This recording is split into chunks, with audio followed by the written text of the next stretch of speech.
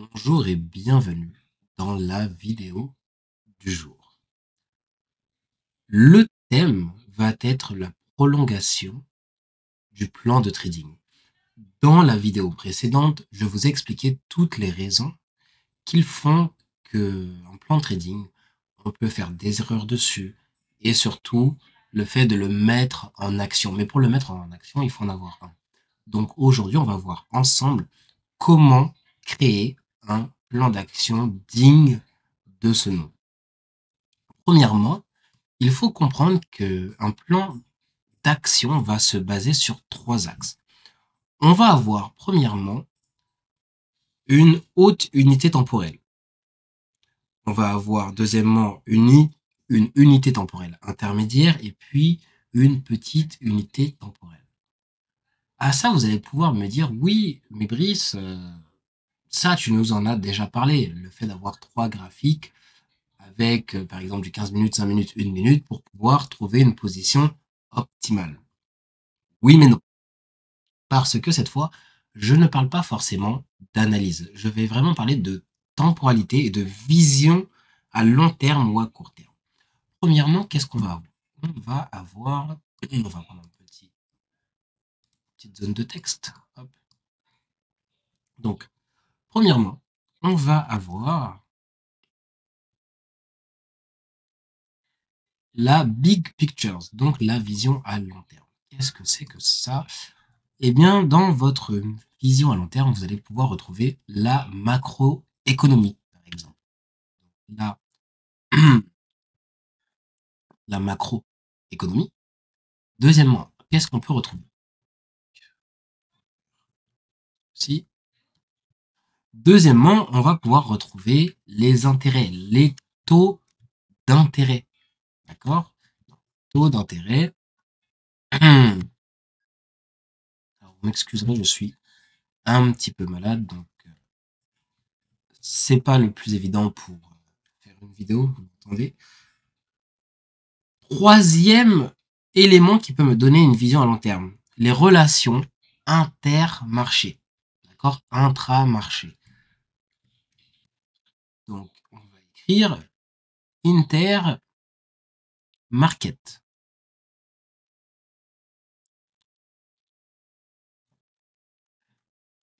Dernier point qui peut nous intéresser dans le cadre d'une vision à long terme, c'est ce qu'on appelle les seasonal tendencies.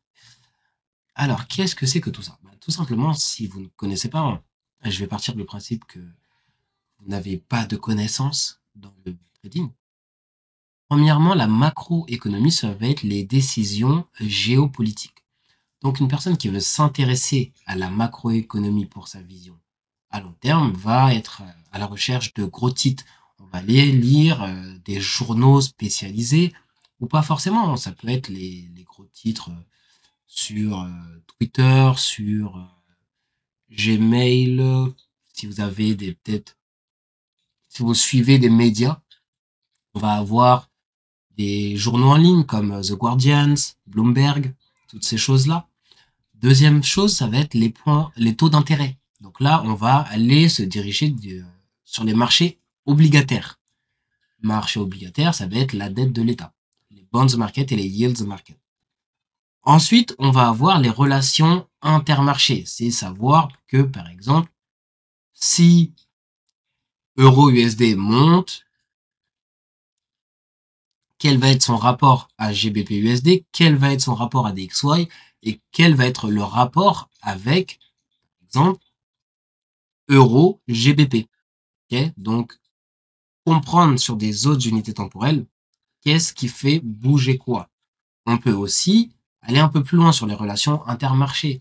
C'est le fait que les taux d'intérêt vont guider, par exemple, soit les indices d'un côté, soit le forex, en fonction est-ce que vous regardez les yields ou les bonds.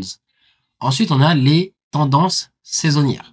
Les tendances saisonnières, c'est le fait de savoir que, par exemple, sur les 40 dernières années, le GBP-USD en mars, il est plutôt descendant. Donc quand on va arriver sur le mois de mars, on va plutôt chercher des positions vendeuses et peut-être acheteuses sur le mois de février. Alors là, c'est un exemple que je tire de mon chapeau. J'ai j'ai pas les datas, j'ai pas les données sous les yeux.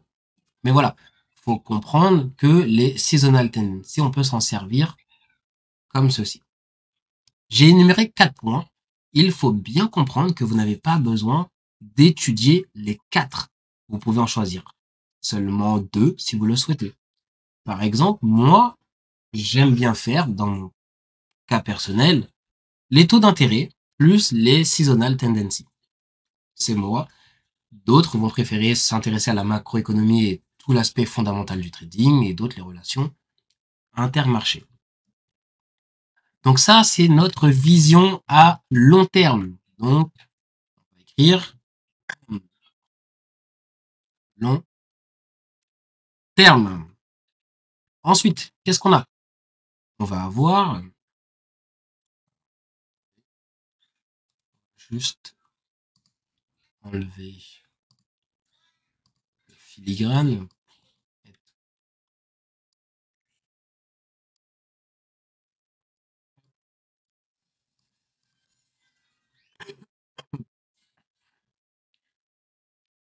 Est-ce que je peux le dupliquer directement? Oui.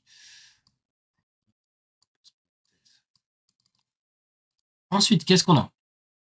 On va avoir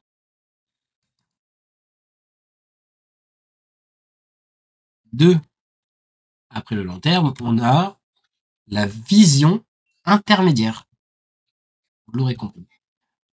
Donc, je vais écrire interterme pour intermédiaire. Et donc, ce niveau, c'est plutôt les projections qu'on peut se faire. Pour les projections, on va se baser sur, non pas 4, mais 3 éléments principaux. Premièrement, on va avoir ce qu'on appelle le top-down, le top-down analysis. Top-down analysis, c'est le fait de partir sur des très hautes unités de temps, par exemple monthly, et descendre graduellement pour se donner une idée de la marche à suivre. D'accord? Donc, on va faire monthly, une analyse, peu importe, weekly, daily, si on veut trader de manière intraday. Et au moins, ça va nous donner les grandes lignes de ce qu'il faut savoir, de ce qu'il faut suivre. Donc, top down, hop. Ensuite, qu'est-ce qu'on a?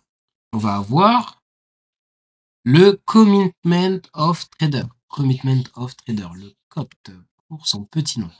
Alors, le commitment of trader, c'est des données que vous pouvez trouver en ligne qui vont nous informer des positions prises par les grandes institutions. Il faut savoir qu'aux États-Unis, que ce soit les fonds d'investissement ou les grandes banques, elles n'ont pas le droit de cacher leurs positions.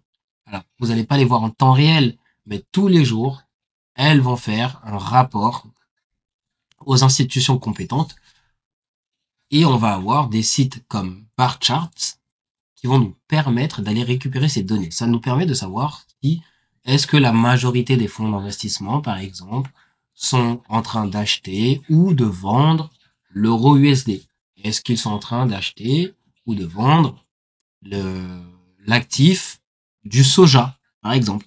On va aussi avoir les informations, non pas que pour les fonds d'investissement, mais pour les producteurs de produits, de matières premières, les marchands. On va aussi avoir les positions des traders retail, la catégorie dans laquelle nous sommes. Alors, je vous le dis tout de suite, les retail n'ont pas d'impact. Donc, vous pouvez utiliser ces données-là pour avoir votre vision à terme intermédiaire.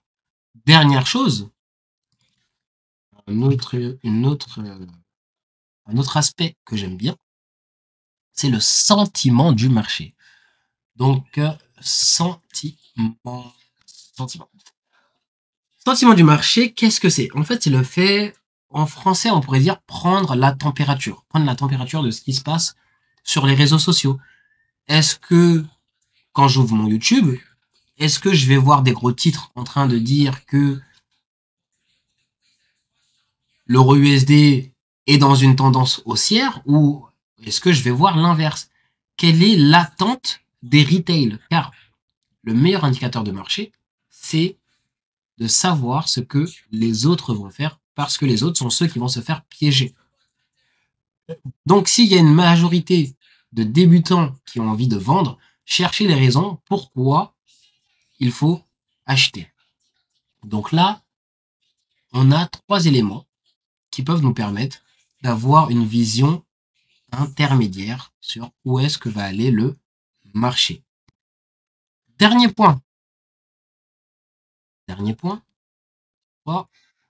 la vision à court terme. La plus importante, c'est c'est un grand mot. C'est plutôt celle dans laquelle, en général, vous vous enfermez et c'est le pourquoi votre plan d'action est incomplet. Car si vous ne regardez que ce qu'il y a sous votre nez, vous ne pouvez pas savoir où est-ce que vous devez vous diriger. Ça serait comme vouloir faire Paris-Marseille en voiture sans jamais regarder son GPS, sans jamais regarder les panneaux. Juste comme ça, en regardant à chaque fois la prochaine intersection, où est-ce qu'elle m'emmène. Et je regarde même pas les panneaux, je regarde juste la prochaine intersection et je me dis, est-ce que je devrais prendre à gauche, est-ce que je devrais prendre à droite? Est-ce que je dois continuer tout droit ou est-ce que je vais faire un demi-tour? Vous voyez? En fait, c'est compliqué d'avoir un plan d'action stable si vous ne savez pas à quoi vous attendre. Donc, dans cette troisième catégorie, on va trouver 3 éléments importants. On va premièrement parler des corrélations. Les corrélations sont un élément fort pour savoir où est-ce que le marché a envie d'aller, mais encore une fois, à court terme. Les corrélations, bien évidemment que 2 marchés corrélés peuvent se décorréler. Alors pour ceux qui ne savent pas corrélation, ce que ça veut dire, corrélation, c'est tout simplement des marchés qui vont être miroirs.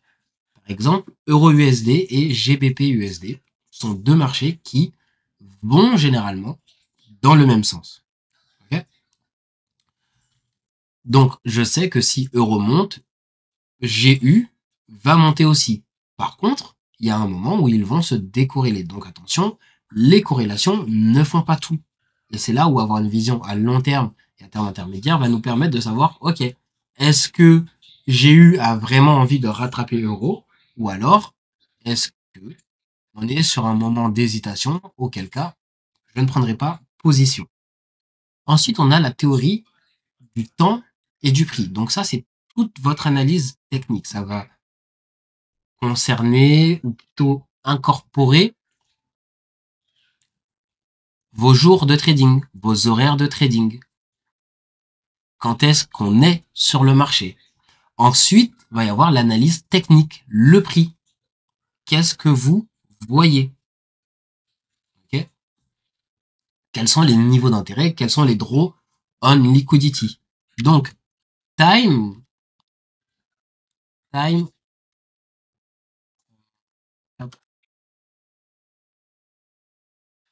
time, je vais l'écrire comme ça, time and le temps et le prix. Troisième et dernier élément pour la construction d'un bon plan de trading, les rayons premium discount, donc de surachat et de survente, que je vais appeler tout simplement PD. D'accord. Donc là, c'est vraiment cette partie qui va vous permettre d'utiliser par exemple un Fibonacci, avec définir un niveau de premium, donc de surachat, discount, de survente, aller chercher vos breakers, vos modèles, votre stratégie. En fait, tout ça, ça va entrer dans la partie soit premium and discount, hey, soit time and price, mais plutôt dans la partie price. Et c'est là où les gens confondent stratégie, donc modèle de trading, et plan de trading. Ça n'a rien à voir. Ça n'a absolument rien à voir. D'accord?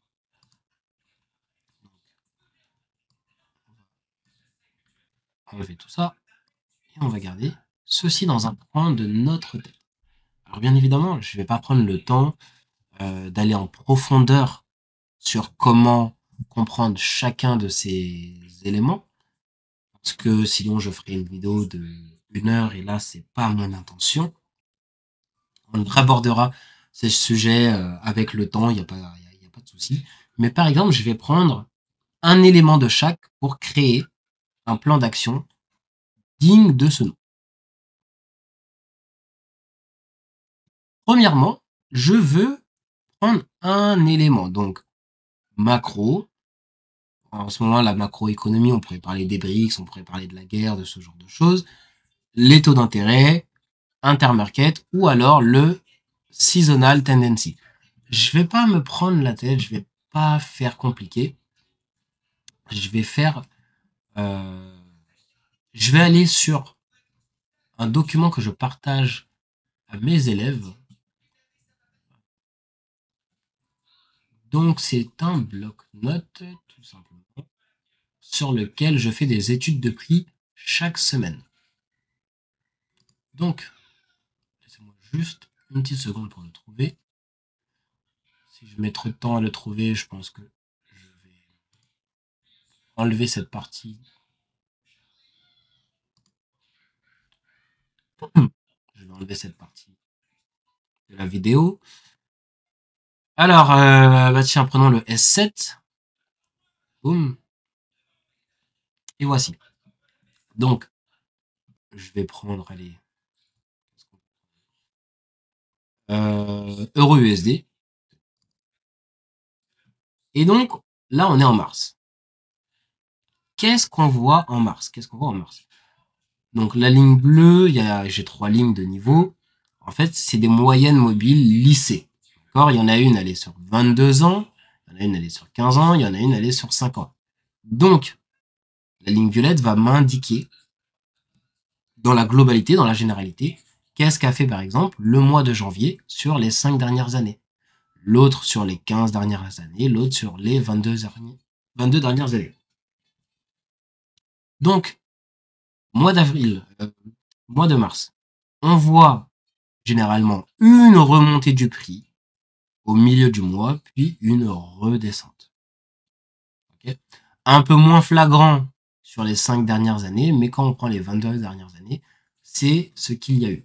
Ça veut dire que si là, je suis sur euro, donc si je vais sur euro USD, je vais prendre capital.com par exemple. Hop. Je vais mettre en daily. Et que je commence à regarder les derniers mois de mars. Donc, mars, on est ici.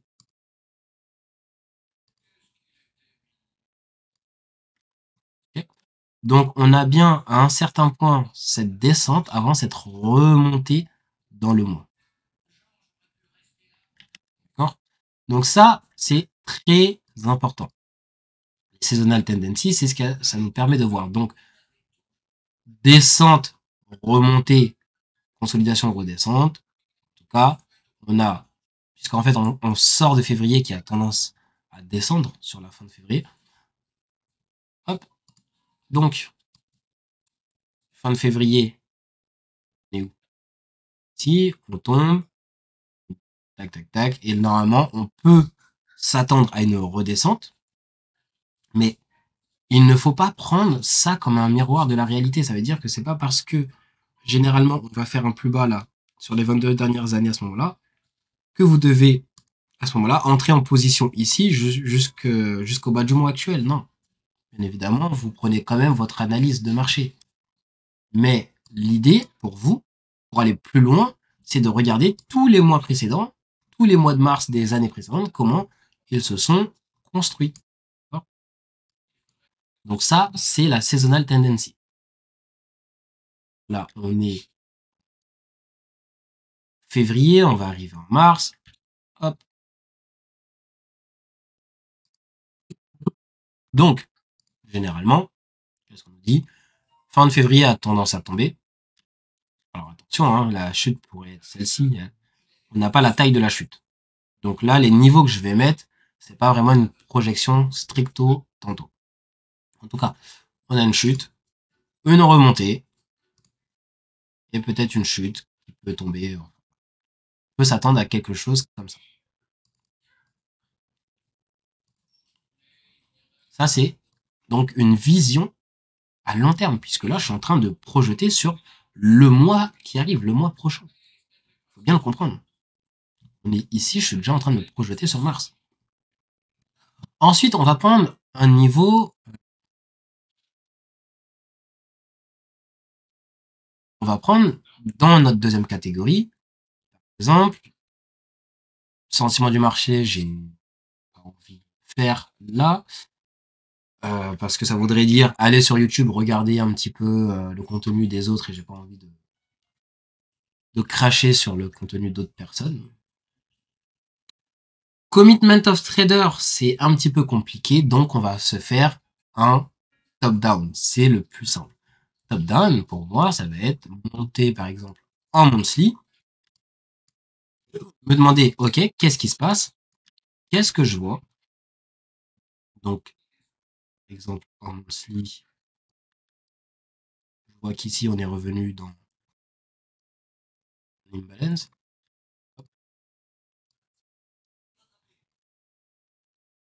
Donc ici, je vais mettre un buy side imbalance.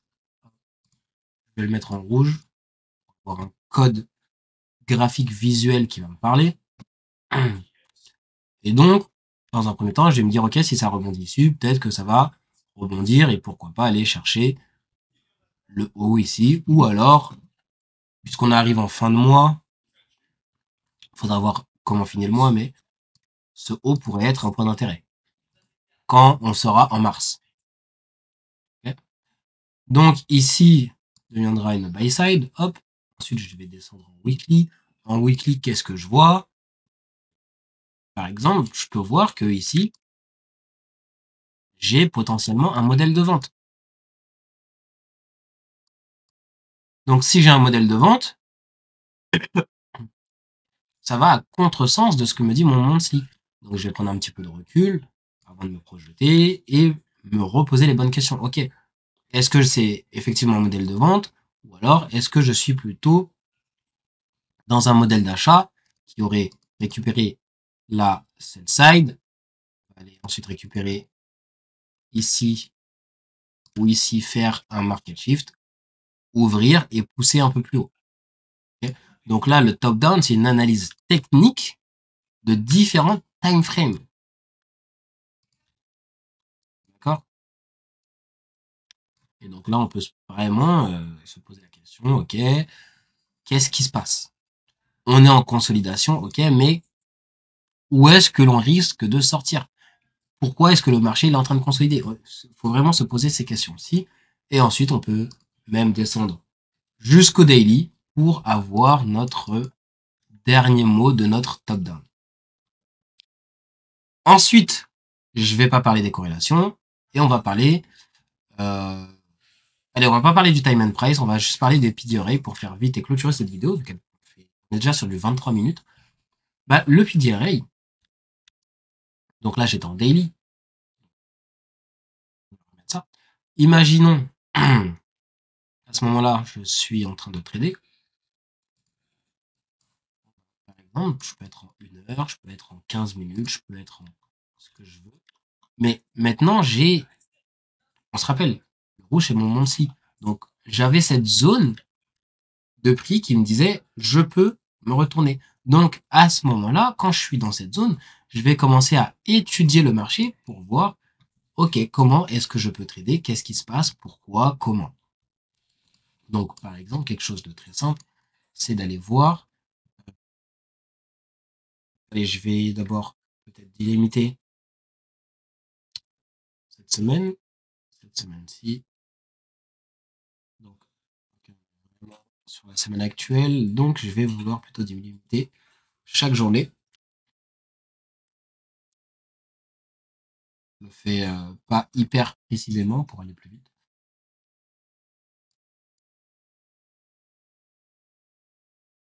Et donc là, on est vendredi, au moment où je tourne cette vidéo.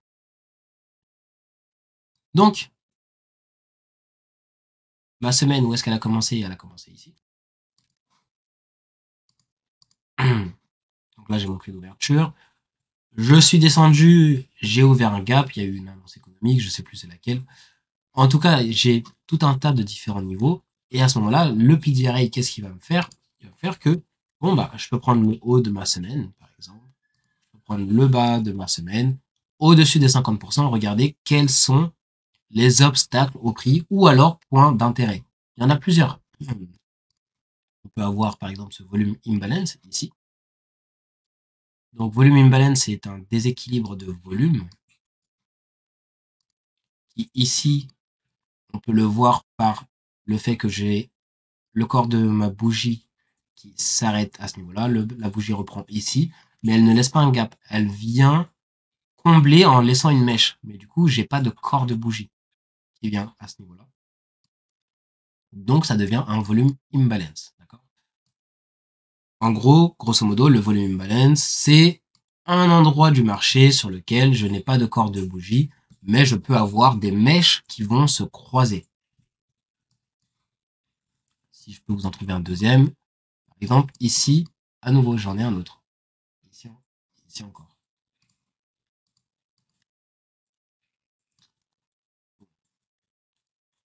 Donc voilà, comme ça, vous voyez un petit peu qu'est-ce que le volume imbalance. Je vais mettre un petit peu de couleur. Hop. Ensuite, quel autre niveau je peux avoir? Donc là, je vais regarder sur la gauche, donc au-dessus de mes 50%, dans mon premium. C'est la seule chose qui m'intéresse. Cette zone, c'est ce qui m'intéresse.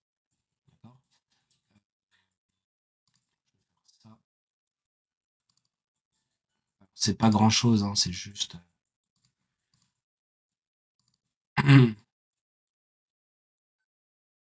juste pour délimiter la zone d'observation. Et donc ici, qu'est-ce que j'ai? Là, par exemple, j'ai ces trois bougies continues. Ces trois bougies continues, c'est un order block. Donc, je vais prendre le mot d'order block. Donc, j'ai pas de choses pour écrire. Voilà, order block. Ici, c'est notamment un bearish order block. On va lui mettre peut-être une petite couleur pour que ce soit agréable pour nos yeux. Voilà. Et donc, maintenant, dans cette remontée du prix, ici, j'ai une zone d'intérêt qui peut me servir à repousser le marché. C'est ce qui se passe. C'est ce qui se passe à ce niveau-là. Donc peut-être que le mardi, on sait que le mardi ou le mercredi, justement, on peut avoir souvent le haut ou le bas de notre journée. Alors, je vais prendre le haut de la semaine, je me suis trompé tout à l'heure. Ça va être ici pour le haut de la semaine. Donc, le mardi ou le mercredi, on a souvent le haut ou le bas de notre semaine. Donc maintenant, je vais pouvoir me projeter. Peut-être que le mardi, je vais me faire avoir. Pourquoi? Parce que je vais me dire, j'ai mon bas de semaine, donc le marché va se retourner tout de suite, alors que en réalité, quand on a un gros mouvement comme ça, le reste de la journée, vaut mieux éviter, car il peut devenir très brouillon. Notamment, ici, il va nous faire des bas équivalents. Des bas équivalents, que je vais appeler equal low. EQL. Je vais rajouter un petit peu de détails. On voit que le bas de cette mèche est à 1,07004 et le bas de celle-ci était aussi à 1,07004. Okay, donc on a vraiment des bas qui sont au même niveau. Donc forcément, c'est un attrait pour le prix. Le lendemain, qu'est-ce qui va se passer? Le marché, directement, il va tomber, il va aller récupérer le niveau dans la première partie de sa journée, se retourner et ensuite se mettre en direction des niveaux plus hauts. Okay, et en fait, c'est comme ça qu'on va construire notre plan de trading. On va avoir une vision à long terme. Seasonal tendency, là, je voulais parler pour le mois de mars. On aurait pu le faire pour le mois de février, le mois en cours. Là, j'ai pris le top-down. Donc, le top-down qui me permet de me dire, OK, on est redescendu ici. Peut-être que l'on remontera. Donc, juste pour rappel, ouais. On est descendu dans ce niveau-là. on est rejeté par le prix. Okay. Ce niveau peut devenir un niveau d'intérêt. Ensuite, quand on arrive et qu'on va venir trader ensuite au jour le jour, bon, ben voilà, vous voyez ce niveau. Ça peut être ma buy side et mon objectif pour le mois suivant. Ou la fin du mois actuel. Plutôt le mois suivant. Mais long terme, intermédiaire, court terme. Et le court terme, c'est là où vous allez venir appliquer votre modèle encore et encore et encore. Et derrière, peu importe votre modèle, peu importe votre stratégie de trading, ça peut être les supports et les résistances, ça peut être le modèle ICT 2022, ça peut être tout un tas de choses, ça peut être le breaker, le mitigation. L'idée, c'est que, puisque vous avez ce plan d'action, vous avez votre destination qui est pavée, votre chemin qui est pavé devant vous, vous n'avez qu'à suivre ce chemin. Et à ce moment-là, jusqu'à que mon draw on liquidity soit atteint, attention, c'est un draw on liquidity que j'ai fait très rapidement à la va-vite, donc là, ce n'est pas mon vrai niveau d'attente. Bien évidemment que j'attendrai la fin de février pour me projeter sur le mois de mars. Mais, par exemple, tous les jours, on va pouvoir se concentrer sur des positions acheteuses. Alors, il y aura des moments où le prix va retracer, mais c'est pas très grave, jusqu'à atteindre notre objectif. Et là, j'ai un plan de trading digne de ce nom qui va me permettre de suivre jour après jour. Et bien sûr que vous allez avoir des règles, votre règle de prise de position, qui peut être une règle très simple. Bête, tous les jours, je peux tracer mon niveau d'ouverture, donc à minuit, donc là je vais prendre ici. Tous les jours à minuit, je vais attendre, donc regarder, et je ne m'autorise à prendre des achats que si je suis en dessous de mon prix d'ouverture. Par exemple, si la session de Londres envoie le prix à la baisse, bon bah peut-être que je vais vouloir me placer dès la session de Londres ou alors de New York pour aller à la hausse. Et session de New York, donc 7h, 9h, à ce moment-là, qu'est-ce que j'ai? J'ai un prix. Je vais descendre dans time frame pour que ce soit plus visible. Mais à ce moment-là, qu'est-ce que j'ai? J'ai un prix qui va ouvrir à ce niveau-là. Et en dessous, boum, on a retour dans un déséquilibre. Retour ici, on a un volume imbalance. On va en tout cas aller chercher une buy side liquidity. Donc on va aller chercher une liquidité vendeuse pour pouvoir partir à l'achat. Et donc là, j'ai le gros combo. Je suis sous mon prix d'ouverture, je suis sous mon prix d'ouverture de la journée et de ma session. Ici, j'ai toutes les raisons du monde de vouloir partir à l'achat.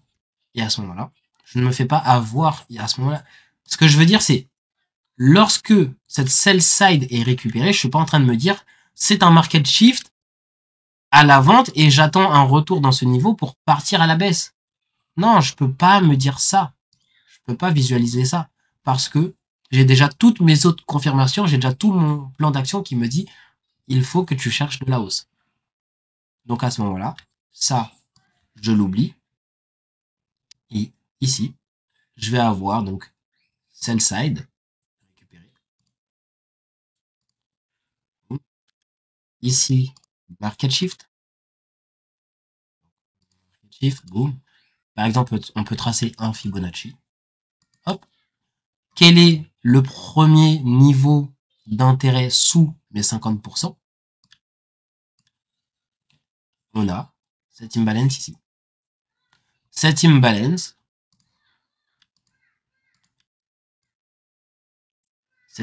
pour moi, c'est le niveau idéal pour partir en position à l'achat. Et peut-être que je vais juste viser ce niveau-là.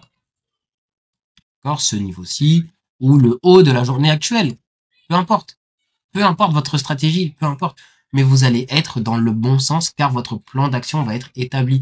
Et n'oubliez pas la meilleure méthode pour parfaire votre plan d'action, ce n'est pas d'y réfléchir des heures et des heures. C'est de le faire, de le créer et de le tester. Vous le testez pendant une semaine, 2 semaines, 1 mois, 2 mois, 3 mois. vous prenez des notes, vous faites des screenshots. Et ensuite, vous allez pouvoir tirer les conclusions et l'adapter à vos préférences. Sur ce, portez-vous bien et on se retrouve très prochainement pour tout un tas d'autres vidéos. Je vais essayer de varier les formats. Ne vous inquiétez pas, il n'y aura pas que des vidéos où je parle de psychologie. Non, il y aura toujours des vidéos où je vais sur le marché. Il y aura toujours des vidéos où je vais vous apprendre des concepts, des modèles de trading et toujours des podcasts. J'en ai d'autres qui arrivent, vous inquiétez pas. Et en tout cas, pensez, si vous avez aimé, à mettre un pouce bleu, un commentaire, ça me fera énormément de bien. Merci à vous. Ciao, ciao. Et n'oubliez pas d'aller chercher votre PDF dans le lien en description.